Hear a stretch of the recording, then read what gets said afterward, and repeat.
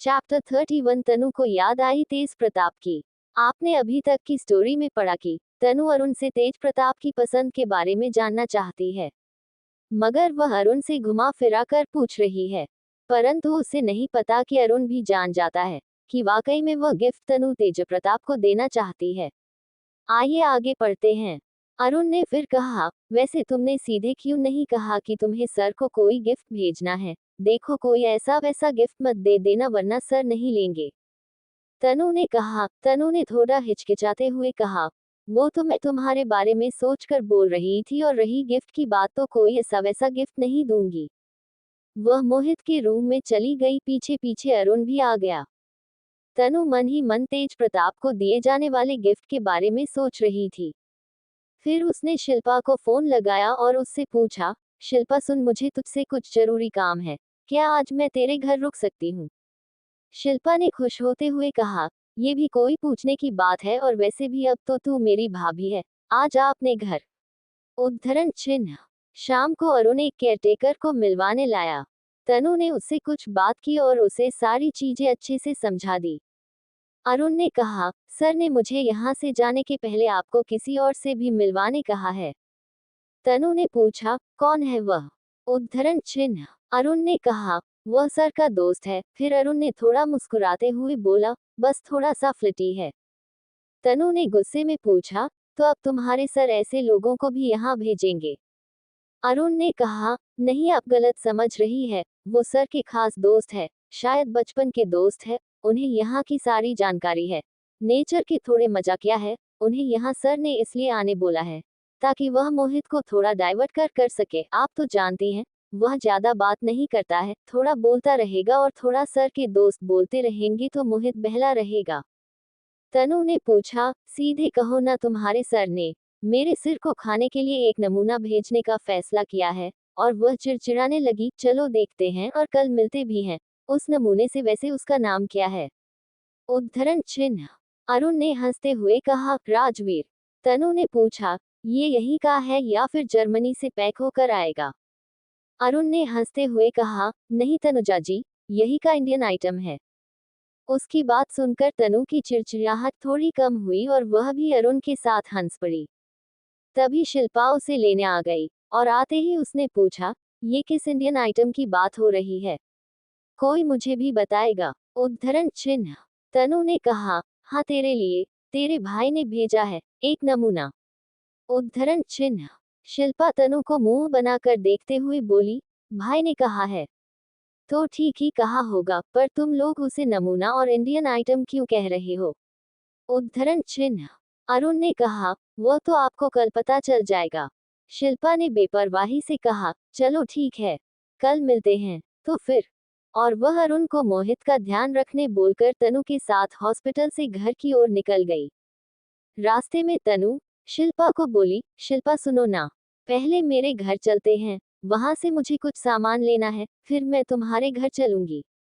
शिल्पा ने कहा, ठीक है, चलो फिर। दोनों तनु के घर की तरफ मुड़ गए। तनु अपने घर पहुंची और जल्दी जल्दी मेन गेट खोलकर अंदर आई। उसने बेल बजाई, घर के नौकर ने दरवाजा खोला। तनु जल्दी से अंदर आई और उसने अंदर आकर नौकर से कहा, रामू दादा, मैं ना अभी शिल्पा के घर जा रही हूँ, आप घर का ध्यान रखना। फिर उसे कुछ ध्यान आया, उसने पीछे मुड़कर शिल्पा को आवाज लगाई, ओ शिल्पा, अब घर के अंदर आएगी भी या इनविटेशन कार्ड देना पड़ेगा? शिल्पा बोली, तू चल मैं आ रही हूँ। फिर तनु जल्दी जल्दी सीढ़ी चढ़कर ऊपर अपने रूम में जाने लगी। अपने रूम में जाने के बाद उसने अपना जरूरी सामान पैक किया। उसने कुछ ब्रश और कलर भी रखे। वह बेड पर बैठकर अपना सामान पैक कर रही थी। सामान पैक करके वह उठ ही रही थी कि वापस बेड पर बैठ गई, और बेड पर बैठने के बाद वह अपने हाथों से चादर और तकिए को सहलाने लगी। उसके मन में कई तरह के विचार आने जाने लगे। उसने मन में सोचा, पता नहीं क्यों इस तेज प्रताप राठौर से नफरत करने का मन ही नहीं करता। बहुत नफरत करना चाहती हूँ पर कर ही नहीं पा रही हूँ। क्यों आए वह मेरे इतने करीब, जबकि वह जानते थे कि यह एक कॉन्ट्रैक्ट मैरिज है और मैं बेहोश हूँ। क्या हक था उन्हें मेरे करीब आने का? और क्यों मुझे जलाने के लिए मेरे पास आ गए? और क्या कारण है जो तेज प्रताप राठौर मेरे सामने नहीं आना चाहते? या फिर मेरे सामने आने से बचना चाहते हैं? क्या उनका मन मुझसे बात करने का भी नहीं होता? सिर्फ मुझसे शादी की अपने परिवार को बहू देने के लिए, और छोड़ देंगे ये कहकर कि मैं किसी काबिल नहीं। फिर उसने गहरी सांस ली और उसके मन में एक शायरी आ गई। इत्तेफाक से ही सही, मगर मुलाकात तो हो जाती। ढूंढ रहे थे हम जिसे, उनसे बात तो हो जाती। गर ऐसी भी खता क्या हो गई हमसे, जो छोड़ गए हमें यूं ही। जरा बात ही कर लेते तो ये रात खास तो हो जाती। इत्तेफाक से ही सही, हमारी यह बेचैनी हमारे दिल का सुकून तो हो जाती। आदत बदल दूं कैसे तेरे इंतजार की, ये बात अब नहीं है मेरे इख्तियार की। देखा भी नहीं तुझको, फिर भी याद करते हैं। बस ऐसी ही खुशबू है मेरे दिल में तेरे प्यार की। तभी शिल्पा ऊपर आई, उसने तनु को ऐसा करते बैठे देखा, वह मुस्कुरा दी। वह उससे बोली, जाने मन, मेरे भाई की याद आ रही है क्या? उद्धरण चिन्ह। शिल्पा की बात सुनकर तनु एकदम सकपका गई। उसने उससे कहा, मैं तो यहाँ तकिया और चादर ठीक कर रही थी। तू भी ना जाने क्या उटपटांग सोचती रहती है। उद्धरण चिन्ह। फिर उसने जल्दी से अपना बैग उठाया और उससे कहा, अब चल भी, या यही खड़ी रहेगी? फिर देर हो जाएगी तो मुझे ही बोलेगी कि मेरा खाना बनाने का समय था, तुमने देर करा दी।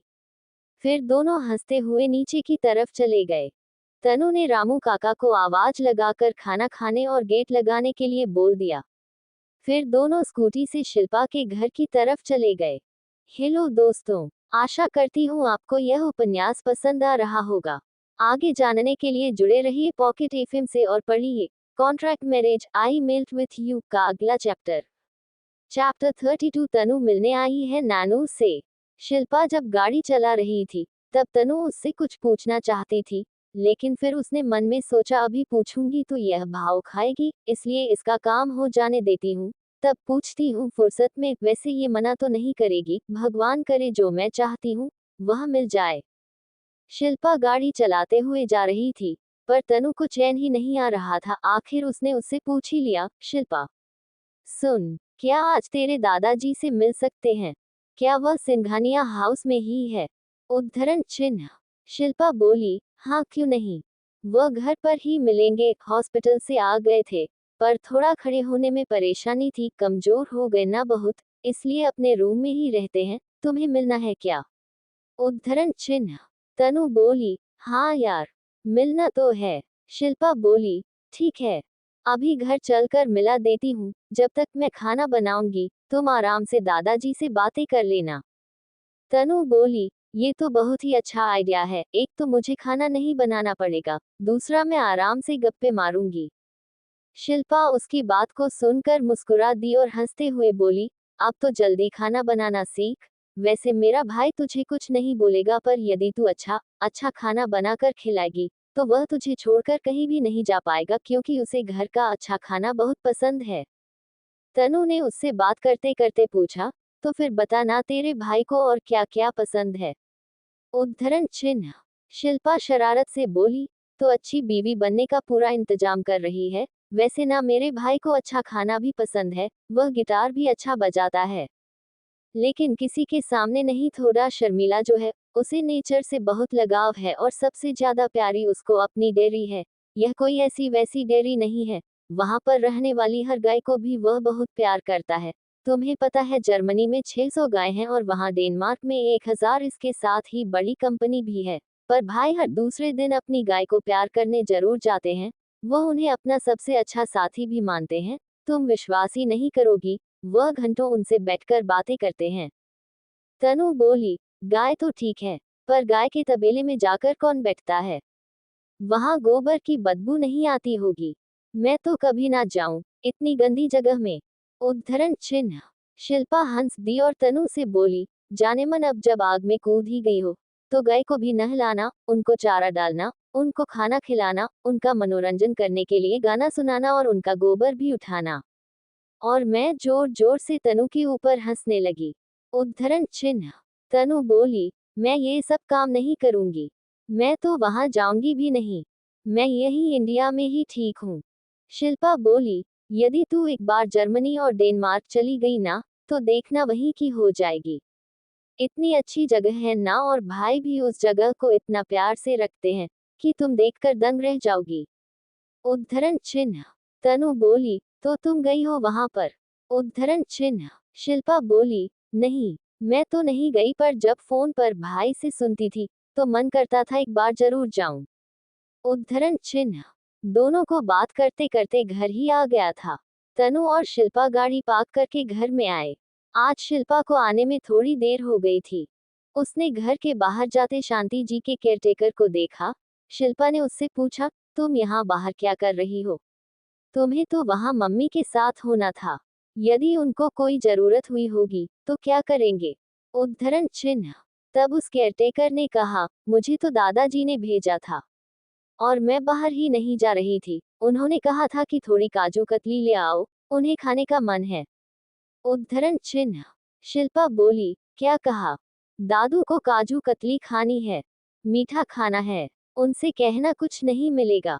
मैं अभी उनके लिए अच्छा वाला खाना बनाकर लेकर आती हूँ, जिससे उनकी शुगर भी नहीं बढ़ेगी और उनको अच्छा भी लगेगा। उनसे कहना कि मैं दलिया लेकर आऊंगी। उद्धरण चिन्ह। केयरटेकर अपना सा मुंह लेकर चली गई। फिर शिल्पा तनु की तरफ मुड़कर बोली, देखा तुमने मेरे दादाजी को? अभी हॉस्पिटल से ठीक होकर आए हैं और उन्हें काजू कतली खाने का मन हो रहा है।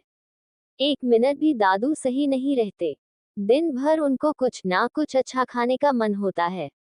तनु जब छोटी थी तभी उसके दादा दादी खत्म हो गए थे। उसने अपने दादा दादी को कभी नहीं देखा था। उसे नहीं पता था कि दादा दादी का प्यार क्या होता है, और उसे ये भी नहीं पता था इस उम्र में आकर व्यक्ति एक बच्चा बन जाता है। वह धीरे से मुस्कुरा दी और बोली, अरे यार, एक दो पीस खा लेने देती, कौन सा बहुत ज्यादा शुगर रहती है। उद्धरण चिन्ह।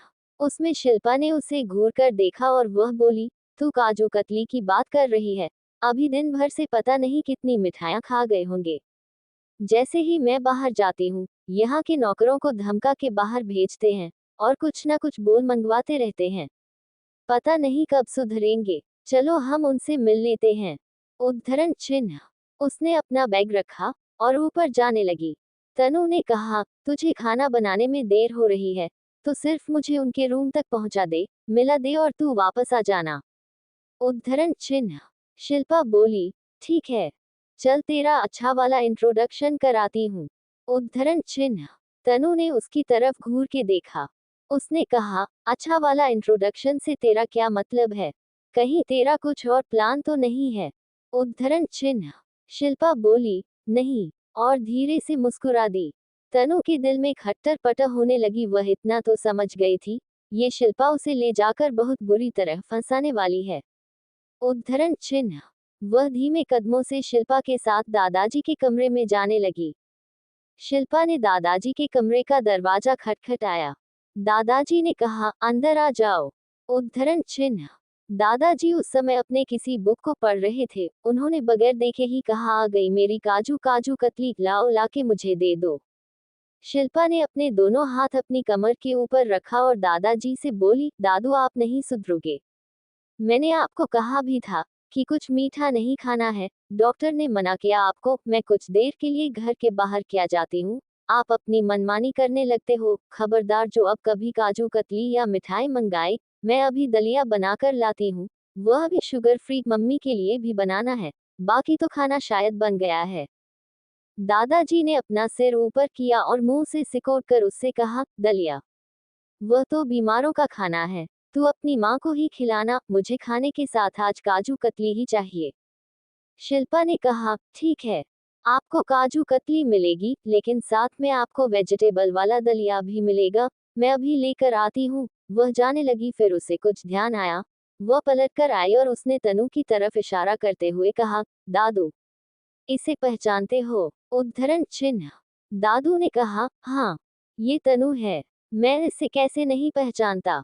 उद्धरण चिन्ह। शिल्पा दादू की तरफ मुस्कुराकर देखने लगी। उसे नहीं पता था कि दादू को तनु के बारे में पता है और तनु भी नहीं जानती थी कि दादू उसे अच्छी तरह जानते हैं। तनु ने दादू को नमस्ते किया।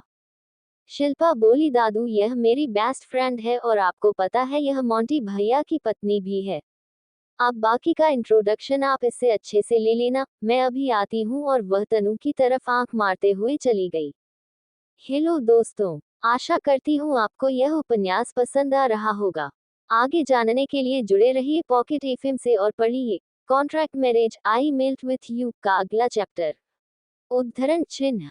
चैप्टर 33। तनु ने की नानू से की मोंटी की शिकायत। शिल्पा की बात सुनकर तनु सकपका गई। उसने घबराते हुए शिल्पा के दादाजी को फिर से नमस्ते किया।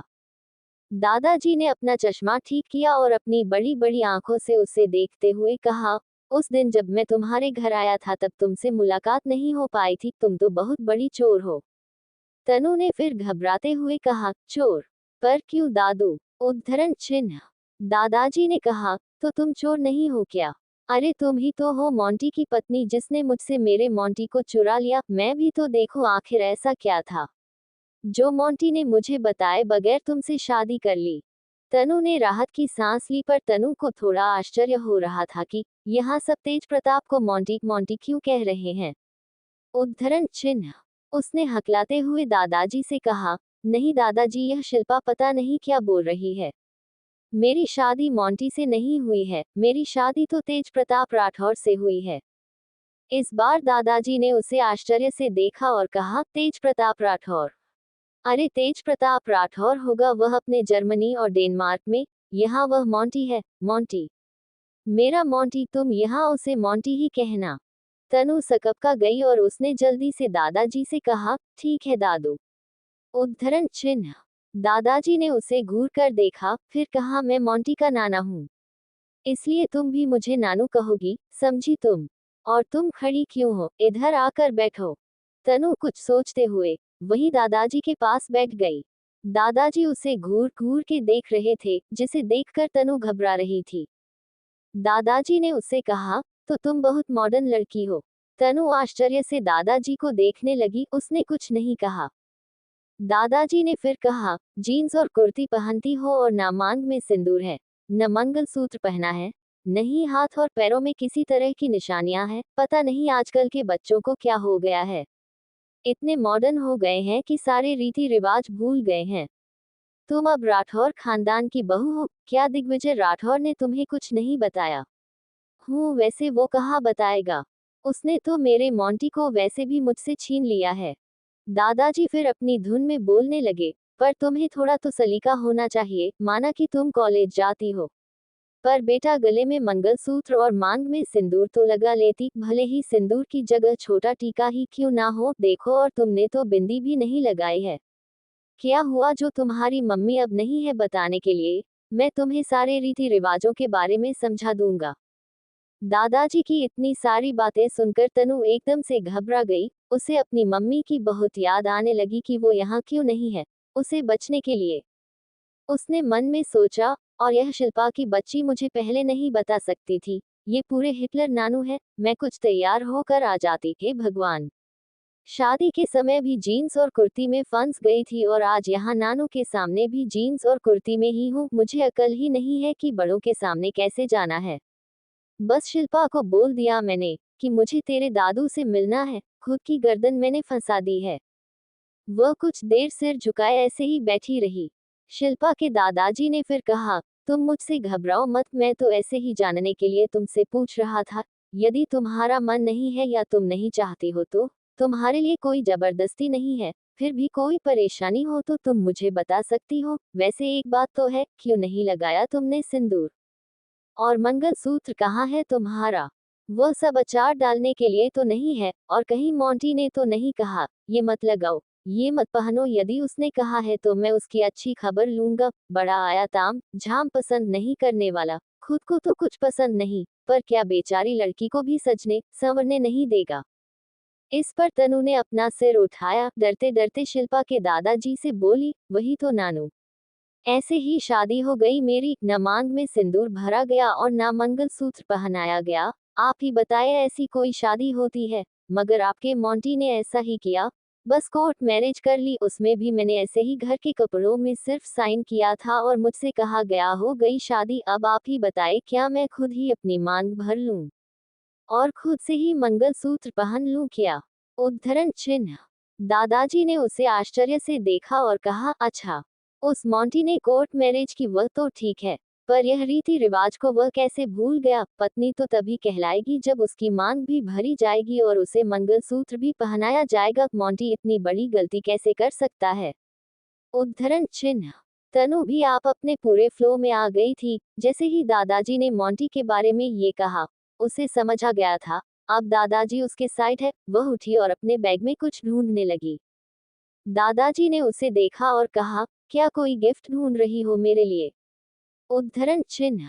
तनु ने दादाजी को मुस्कुराकर देखा और फिर हाथों में 2 डब्बी निकालकर दादाजी के सामने कर दी। उसने एक डब्बी खोली, उसमें सिंदूर था। फिर उसने उसे बंद किया और दूसरी डब्बी खोलकर दिखाई, उसमें मंगलसूत्र और एक रिंग थी।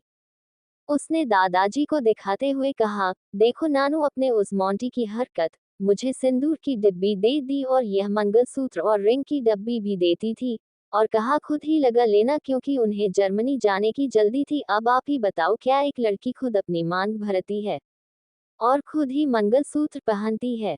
मैंने भी ये कब से संभाल कर रखा है। आपको पता है, मेरा भी मन करता है सिंदूर लगाने का और मंगलसूत्र पहनने का, पर आपके मोंटी को देखिए, बिल्कुल अक्ल नहीं है। फिर उसने दोनों डिब्बियां बंद करके वापस अपने बैग में डाल दी और वह ऐसे ही मुंह फुलाकर वहीं बैठ गई। दादाजी ने उसे प्यार से देखते हुए कहा, तू चिंता मत कर, जैसे मेरे लिए शिल्पा है वैसे ही तुम भी हो। तुम चिंता मत करो, मैं तुम्हारी अच्छे से शादी करवाऊंगा, वह भी पूरे रीति और रिवाजों के साथ। उनकी इस बात को सुनकर तनु बहुत खुश हुई कि उसकी शादी भी बड़ी धूमधाम से होने वाली है। उसने खुश होते हुए शिल्पा के दादाजी से कहा, सच नानू, पर आपके उस मोंटी को तो बिल्कुल तामझाम पसंद नहीं है। नानू भी अब तनु से मिक्स हो गए थे। उन्होंने अपनी बुक को किनारे रखा और उससे बोले, तू उसकी चिंता मत कर, मैं हूं ना, देखता हूं कैसे नहीं करेगा शादी। उद्धरण चिन्ह। फिर उन्होंने कहा, मैं तुम्हारी शादी तो करा दूंगा, लेकिन मेरी एक शर्त है, और फिर वह रुक गए। तनु भी घबरा गई। उसने मन में सोचा, हे भगवान, अभी मैं एक ही कॉन्ट्रैक्ट से कितना परेशान हूं, अब नानू भी कहीं दूसरा कॉन्ट्रैक्ट ना मेरे सामने रख दे। फिर उसने घबराते हुए नाना जी से पूछा, क्या शर्त है नानू? उद्धरण चिन्ह। शिल्पा के दादाजी उसे मुस्कुराते हुए देखकर बोले, ज्यादा कुछ नहीं, बस तुम्हें मेरी फ्रेंड बनना पड़ेगा और मुझसे रोज आकर बातें भी करनी पड़ेगी। मैं यहाँ अकेला पड़ा पड़ा बोर हो जाता हूँ। यदि तुम कहीं बाहर भी जाओ तो मुझसे फोन पर जरूर बात करना। उद्धरण चिन्ह। तनु ने नानाजी की बात सुनकर मुस्कुराते हुए कहा, ये भी कोई कहने की बात है, हम तो आज ही से दोस्त बन जाएंगे, और वह भी अभी से। दादाजी ने कहा, तो फिर दे ताली। उद्धरण चिन्ह। अब दोनों ने मिलकर हाई फाइव किया। कुछ सोचते हुए नानू ने तनु से कहा, चलो उस मोंटी की कुछ खबर लेते हैं। तनु ने खुश होते हुए पूछा, क्या आपके पास उनका नंबर है? उद्धरण चिन्ह। नानू ने कहा, तुम ऐसे क्यों पूछ रही हो? क्या उस गधे ने तुम्हें अपना नंबर भी नहीं दिया? पक्का काम में डिस्टर्ब न हो इसलिए नहीं दिया होगा। तनु ने उदास स्वर में कहा, हाँ नानू, उन्होंने तो अपना नंबर भी नहीं दिया। फिर नानू ने तनु को तेज प्रताप का नंबर दिया और तनु से कहा, अभी तो जर्मनी में सुबह होगी और वो अभी ऑफिस नहीं गया होगा, चलो उसे फोन लगाते हैं। हेलो दोस्तों, आशा करती हूँ आपको यह उपन्यास पसंद आ रहा होगा। आगे जानने के लिए जुड़े रहिए पॉकेट एफएम से और पढ़िए contract marriage I melt with you का अगला चैप्टर। उद्धरण चिन्ह। चैप्टर 34। तनु और तेज प्रताप की हुई फोन पर बात। नानू ने तेज प्रताप को फोन लगाया। तेज प्रताप ने खुश होते हुए नानू का फोन उठाया। हेलो नानू, आज सुबह सुबह आपका फोन आया है, आज तो मेरा दिन बहुत अच्छा जाएगा, कहिए कैसे हैं आप? उद्धरण चिन्ह। नानू ने तेज प्रताप से थोड़ी कड़क आवाज में कहा, तुमने शादी कर ली, कोई बात नहीं, मैंने कुछ नहीं कहा, पर तुम तनु को ऐसे डरा धमका कर नहीं रख सकते। नानू की इतनी बात सुनकर तेज प्रताप ने अपना सिर ठोका और मन में कहा, ये मछली लगता है नानू के पास मेरी शिकायत लेकर गई है। ये लड़की ना बिल्कुल सीधी नहीं है, हर समय मुझे परेशान करने का बहाना ढूंढती रहती है। लगता है मेरा चैन से रहना उसे बिल्कुल भी अच्छा नहीं लगता है। मैं उससे जितना बचता हूँ वो कोई न कोई बहाना ले आती है ताकि मुझे परेशान कर सके। लगता है आज फिर पूरा दिन इसी को याद करते बीतेगा। फिर तेज प्रताप ने गहरी सांस ली। तेज प्रताप ने नानू से कहा, पर नानू मैंने तो उसे बिल्कुल भी नहीं डराया। नानू ने अब कहा, नहीं डराया। सच कहो, क्या तुमने उसे सिंदूर और मंगलसूत्र पहनने से नहीं रोका? तनु ने नानू को इशारा किया कि वो ऐसे ना कहे, पर नानू तो आज तेज प्रताप की खबर लेने में मगन थे। तेज प्रताप ने कहा, वो बिल्कुल झूठ कह रही है। मैंने उसे कुछ भी करने से नहीं रोका था। मैं अभी उसे फोन लगता हूँ। नानू ने कहा, उसे फोन लगाने की जरूरत नहीं है, लो अभी बात करो मेरे सामने। फिर उन्होंने तनु को फोन पकड़ा दिया। तनु ने फोन पकड़ा मगर कुछ बोल नहीं पाई, उसकी आवाज गले में ही अटक गई थी, उसे जोरों की घबराहट होने लगी। वह तेज प्रताप से बोलना तो चाहती थी, बहुत कुछ पर बोल नहीं पाई। ये दिल किसी को पाना चाहता है और उसे अपना बनाना चाहता है। खुद तो चाहता है खुशी से धड़कना, उसका दिल भी धड़काना चाहता है। जो हंसी खो गई थी पहले कहीं, फिर उसे लबों पर सजाना चाहता है।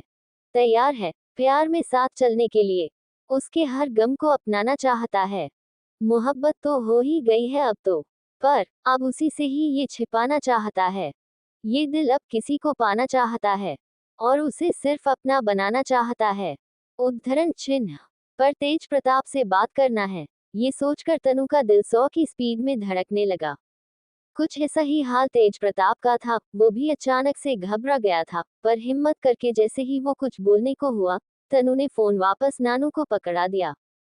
तेज प्रताप ने मन में कहा, ऐसे तो झांसी की रानी बनती है, पर अब आवाज नहीं निकल रही है।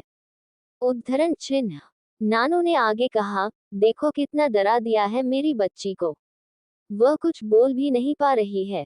यदि तुमने उसे और डराया तो तुम्हारी खैर नहीं। और हाँ, तुम यहाँ कब आ रहे हो तनु को लेने?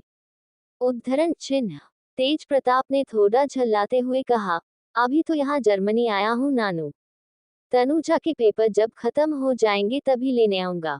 नानू ने कहा, सुनो मैं पंडित से मुहूर्त निलवा कर बताता हूँ, तुम्हें तनु से रीति रिवाजों के साथ शादी करनी पड़ेगी। इस पर तेज प्रताप ने चौंकते हुए कहा, पर नानू शादी वो तो हमारी हो गई है, प्लीज मैं दोबारा नहीं कर पाऊंगा। नानू ने कहा, क्यों, तुमने तो बड़ी अच्छी शादी की है। बेचारी बच्ची शादी किया है, उसे तो पता ही नहीं पड़ा। न तुमने उसकी मांग भरी और ना ही उसे मंगलसूत्र पहनाया। कम से कम उसे अच्छे कपड़े पहनने का मौका तो देते। ऐसे भी कोई शादी होती है? उद्धरण चिन्ह तेज प्रताप ने कहा, पर नानू यहाँ जर्मनी में भी दादू ने पूजा रखी है, उसमें पूरी कर लेंगे सारी फॉर्मेलिटी। नानू ने नाराज होते हुए कहा, क्या कहा फॉर्मेलिटी? ये शादी है, मजाक नहीं। तुम्हारे उस खूसट दादू ने तुम्हें तो कुछ बताया ही नहीं होगा, पूरा मेरे बच्चे को फिरंगी बना दिया। तेज प्रताप ने कहा, नानू प्लीज, उस दिन सचमुच जल्दी में था, मैं खुद ऐसी शादी नहीं करता, पर मेरी भी मजबूरी समझे, मैं इसके लिए तनुजा से माफी मांग लूंगा। नानू बोले, लेकिन इतनी जल्दबाजी में शादी करने का क्या कारण था? कहीं दिग्विजय तेरी शादी उस छम्मक छल्लो मधुलिका से तो नहीं करवा रहे थे? तेज प्रताप ने मन में कहा, नानू से कुछ भी छुपाना बड़ा मुश्किल काम है। वो मधुलिका से पीछा छूटा तो ये मछली पीछे पड़ गई है, शिकायत लेकर। उद्धरण चिन्ह उसने कहा, हाँ नानू, ऐसा ही था। नानू बोले, चलो अच्छा हुआ जो उससे शादी नहीं हुई, नहीं तो तुम्हारी जिंदगी नरक बन जाती। वैसे तुमने तनु से शादी करके बहुत अच्छा किया, वो मुझे बहुत पसंद है, और हाँ वो मेरी बेस्ट फ्रेंड भी बन गई है, इसलिए उसे तकलीफ देने के बारे में सोचना भी नहीं। तेज प्रताप ने थोड़ा दुखी स्वर में कहा, ठीक है नानू। उद्धरण चिन्ह नानू ने कहा, पर बेटा सिंदूर और मंगलसूत्र का ध्यान तो तुम्हें रखना ही होगा। तेज प्रताप ने कहा, जैसा आप कहेंगे वैसा ही होगा, पर फिर से शादी के लिए मैं तैयार नहीं हूँ। नानू जो अब नाराज हो गए थे, उन्होंने कहा, अब तुम बड़े हो गए हो, मेरी बात क्यों मानोगे? ठीक है, पर अपनी पत्नी का ध्यान रखना और उसे कोई तकलीफ मत होने देना, कभी कभी उससे बात भी कर लिया करना। उसके पास तो तुम्हारा नंबर भी नहीं था, मैंने दे दिया है। ठीक है, अब मैं फोन रखता हूँ। दोनों ने फोन रख दिया था। उधर तेज प्रताप ने सोचा, मैं इस लड़की को सीधा समझने की गलती कैसे कर सकता हूँ, ये लड़की हर जगह मुझे फंसाती रहती है। मैंने इसकी प्रोफाइल देखकर यह नहीं सोचा था कि यह शिल्पा की दोस्त निकलेगी, मैं तो खुद ही अपने जाल में उल्टा फंस गया हूँ। अरुण ने भी ठीक से नहीं देखा, उसने मुझे बाद में बताया ये शिल्पा की दोस्त है। यदि यह नानू की खास बन गई तो कहीं इससे तलाक लेना मुश्किल ना हो जाए। देखो आज नानू के पास पहुंच गई शिकायत लेकर। अभी तो ये नानू के पास है, कुछ देर में इसे फोन लगाकर इसकी खबर लूंगा। फिर तेज प्रताप अपने काम में लग गया। उधर नानू और तनु कुछ देर इधर उधर की बातें करते रहे। फिर तनु ने धीरे से पूछा, नानू एक बात पूछनी थी। उद्धरण चिन्ह। शिल्पा के दादाजी ने कहा, हाँ पूछो बेटा। उद्धरण चिन्ह। तो तनु ने कहा, आप और तेज के दादाजी क्या बहुत अच्छे दोस्त थे और क्या अभी भी हैं? उद्धरण चिन्ह। शिल्पा के दादाजी ने कुछ सोचते हुए और थोड़ा उदास स्वर में कहा, हाँ, हम दोनों बचपन के दोस्त हैं और हमारी दोस्ती शोले मूवी के जय और वीर के समान थी। एक बहुत बड़ा हादसा हो गया था घर में। उसके बाद हमारी दोस्ती टूट गई। तुम्हारी शादी के बाद जब तुम्हारे माता पिता का देहांत हुआ तब मोंटी, शिल्पा और अपने मामा से बात कर पाया। पर अभी भी मेरी बात दिग्विजय राठौर से नहीं हो पाई। वह अभी भी मुझसे नाराज है, क्योंकि मेरी बहू की वजह से उसके बहू बेटे भगवान के पास चले गए। उसने मुझे अभी तक माफ नहीं किया। मैंने कई बार उससे माफी मांगने की कोशिश की, पर उसने मुझे माफी नहीं किया। फिर दादाजी थोड़ा उदास हो गए। तनु ने उनके हाथों पर अपना हाथ रखते हुए कहा, नानू आप उदास मत हो। मैं हूं ना, मैं पूरी कोशिश करूंगी कि आप और आपके दोस्त फिर से एक हो जाए, बिल्कुल जय और वीर के समान। और फिर वह मुस्कुरा दी। फिर उसने नानू को बताया, नानू, वह मैं आपकी और दादू की फोटो बनाकर जर्मनी भेजना चाहती हूँ। मैं भी देखना चाहती हूँ कि दादू को अभी भी आपसे प्यार है कि नहीं। प्लीज आप मना मत करना। मुझे आपकी और दादू की फोटो चाहिए। उद्धरण चिन्ह। नानू कुछ देर सोचते रहे। फिर उन्होंने कहा, क्या तुम सचमुच में फोटो बनाकर जर्मनी भेजोगी? तनु ने कहा, हाँ। उद्धरण चिन्ह। फिर नानू ने कुछ सोचते हुए वहां से उठे और अपनी अलमारी में जाकर एक एल्बम ले आए। उसमें दिग्विजय राठौर और वनराज सिंघानिया की कई सारी फोटो थी। उन्हें दिखाते हुए नानू ने कहा, इसमें से तुम्हें जो पसंद है वह तुम ले लो, पर पेंटिंग बनाने के बाद उसे मुझे वापस लौटा देना। अब मेरे पास यही यादें बस रह गई है। तनु ने एक फोटो ले ली। वह बहुत खुश थी। इस फोटो में वनराज सिंघानिया और दिग्विजय राठौर एक दूसरे के कंधे में अपना हाथ रखे मुस्कुरा रहे थे। तनु को यह फोटो बहुत पसंद आई। फिर उसने कहा, ये कब की फोटो है? नानू आप दोनों बहुत यंग लग रहे हैं। उद्धरण चिन्ह।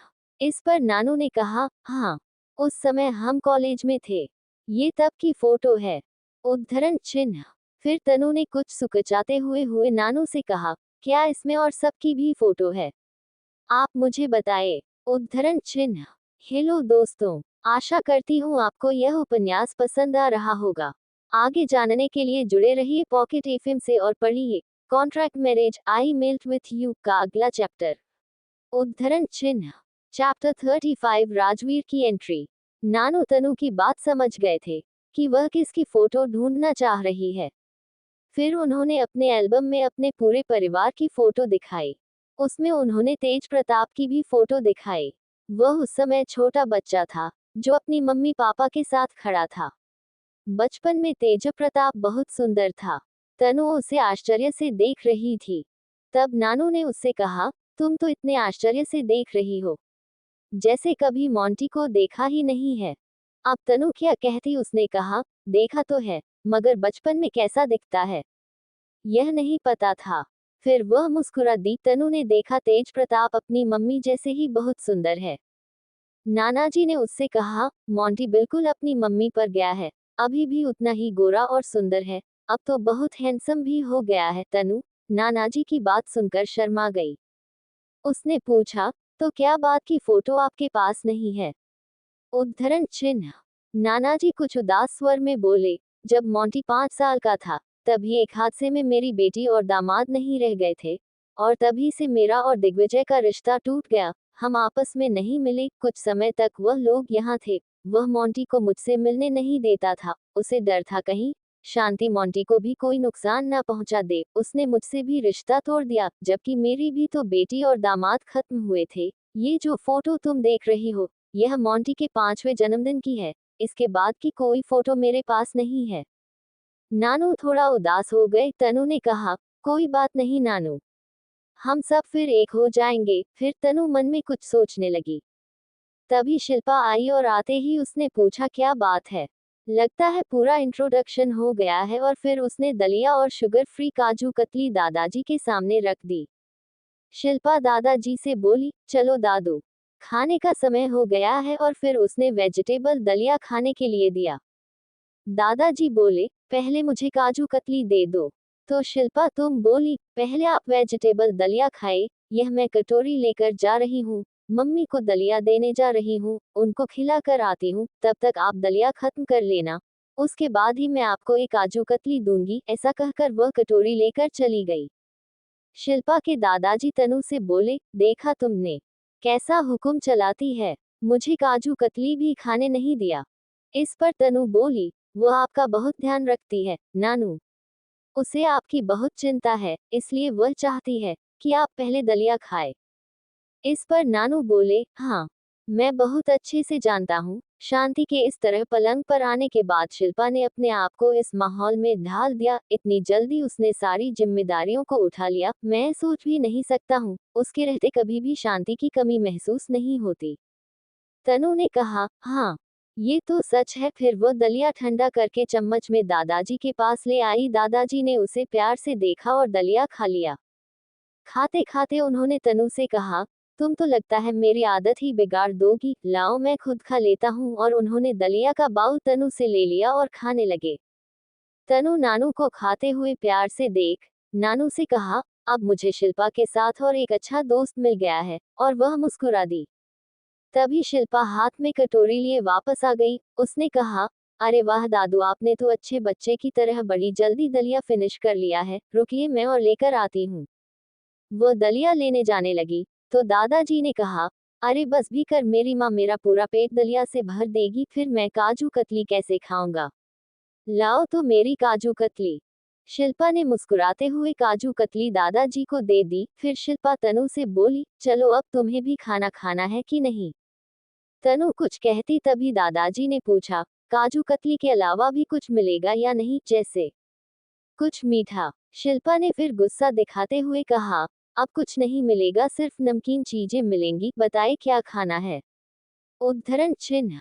दादाजी ने हंसते हुए कहा, अब कल बताऊंगा, पहले मैं अपनी थोड़ी बुक पढ़ लूं। जाओ तुम लोग भी खाना खा लो, मैं तो मजाक कर रहा था।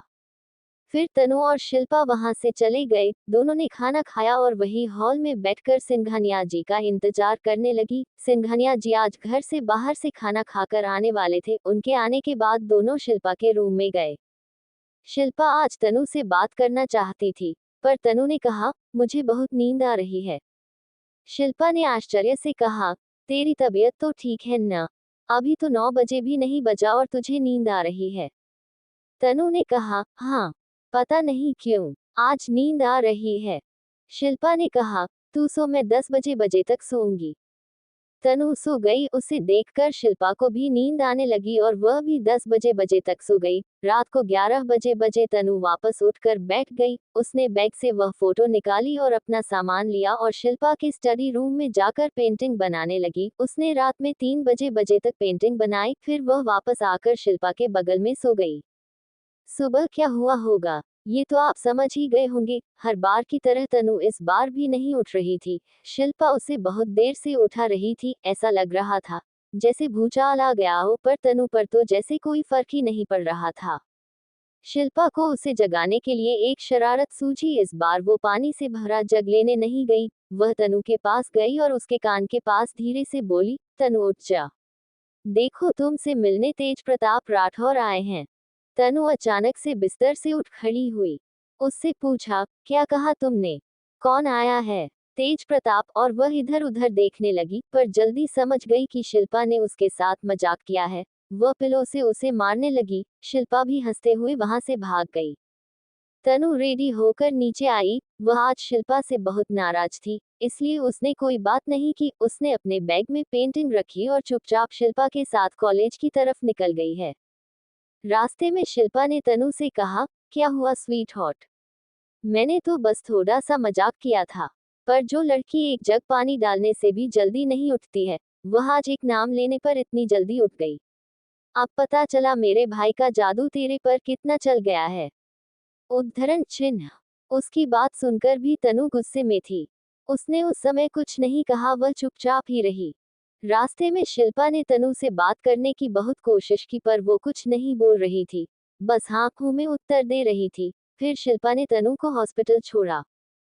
हॉस्पिटल पहुंचते पहुंचते 10 बजे बज गया था। अरुण वहीं मोहित के पास ही बैठा था। आते ही तनु ने मोहित को पढ़ने के लिए पूछा और उसे एक चैप्टर भी पढ़ाया। उसने आज किसी से ज्यादा बात नहीं की थी, उसे बहुत जल्दी थी। फिर वह कुछ जरूरी काम बोलकर बाहर आ गई। उसके बाहर जाते ही शिल्पा हॉस्पिटल आ चुकी थी। वह अरुण और मोहित के साथ वही रूम में बैठी थी, तभी वहां राजवीर आया। उसने वहां शिल्पा, अरुण और मोहित को देखा। शिल्पा को देखते ही राजवीर चौंक गया। उसने मन में सोचा, हे भगवान, यह मेरी वाली यहाँ क्या कर रही है? मोंटी ने तो कहा था यहाँ उसकी वाइफ से मिलना है और उसके भाई से मिलना है। मैंने उस छिपकली के साथ कितने सपने देखे थे। सोचा था चैन की जिंदगी इसी के साथ बताऊंगा। बढ़िया 2 गुलगुले से बच्चे होंगे। मगर पूरा प्लान उस मोंटी ने कैंसिल कर दिया। अभी बताता हूँ, उसने मेरे साथ इतना बड़ा गेम खेला है।